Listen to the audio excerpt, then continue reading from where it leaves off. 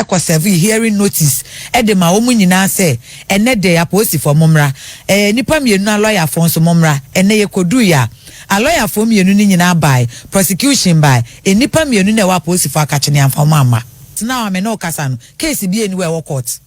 Serwaa Amihere case bi anywhere wo court Serwaa Amihere parts 1 and 2 at the first Serwaa Amihere any Fitz next videos na trending e wa bonten no che say dey bia update fufro eba na ene dey a me ne o kese kukrudum ba kon atofom say bam amedi emu entremu ebebro me koso akai we say ha aye joba trend se unsubscribe into your channel na ko YouTube na ko search for joba trend na subscribe mayen o subscribe ya share ente honom adama na eda honom no fa wonsa emia so na fa to all notification fa mayen se ne be ya ye upload videos so for onso ubenya notification na watumi ahwebi amayen ma me ntwa me hosema embra me ba me di asem ntremu bebro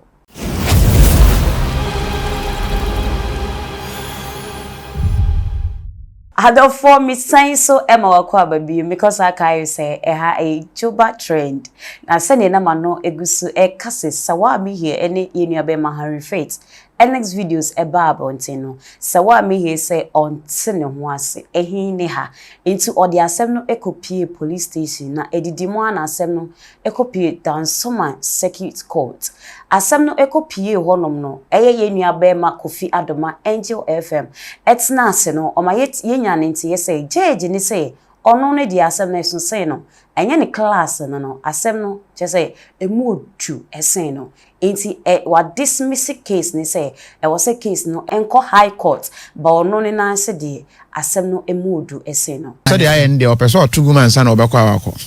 so nya kwasa no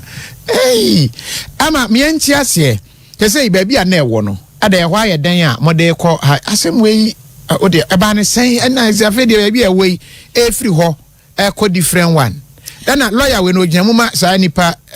ba kon candy love oba na owo mu no candy love no lawyer eno no Bragofi me ankasa ne me hu dwure me sanse me call electoral commission case no na bra me kodu ye me te court dem a ye wie ya pembe sorry kra na me ti say ya bodi na me case ye ne ene ma maintenance na mintie bi ti ye bodi mi ensa ni nyina ne di kan ye Edem na otoso mienu ye Savior Candy Love ena Henry no obi an sorry ena clerk ne announcement check court ne say accused persons absent ne atro ena lawyer for no sorry ena obi abo ni di ena prosecutor Owura Wonder Chief Inspector Wonder enso sorry no bo ni di owie ye no ena court ne ka che ne say ohwe case na ye de abeto nanim na electronic act na kire ne say oni ho kwan ese odi sa asem no enti ono de ni nyansem no o ma short ruling na o ma nyina ne say police for enfa court case no enkwada appropriate forum ye court kese ye ada for video no na ye ko akwa shaba no na sedi na esitie ye lawyer na ye ne etwetwe enkomo no anase ye nua be ma Kofi Adoma ne etwetwe enkomo no ye nua ba Candy na ne ho so ewa asem ni bi mu anase ne ho asem eka asem na ho lawyer na Kofi Adoma ene ne twetwe nkomo no na asem no case na nkasa na the Republic versus Edem Candy and Henry Fitz na enintie etre mu a nipa mienu Edem ne Candy de omo ewo remand na nua be ma Henry de che se woye ekura otete baabi ye hwehwe na ye ho no onyi nani ma ye hu se onu nie enso de bia no numasem eba abonten na ye nkoni nkotie Candy lawyer no enum nsem ne bi embra Commodore Eric Memati my client Candy Love that's the second accused person in the case okay and then your back court or client Wama, the first accused person so Amma, third one the so at large. And then you see what court because there was some argument. Ideally, the court issued a hearing notice, and so all parties are served. So the police and the investigators team are supposed to bring the accused persons to court, but unfortunately, we are caught and then they've not brought the accused persons. So that's what happened here. So there was a point that I heard the prosecution saying that they are taking the case to the High Court. What actually happened? Yeah, okay. What happened is that This is a circuit court, so this circuit court don't have jurisdiction on this matter per section 90 of the Cyber Security Act. So because upon further perusal, the jurisdiction of the court was determined, and so because the judge realized that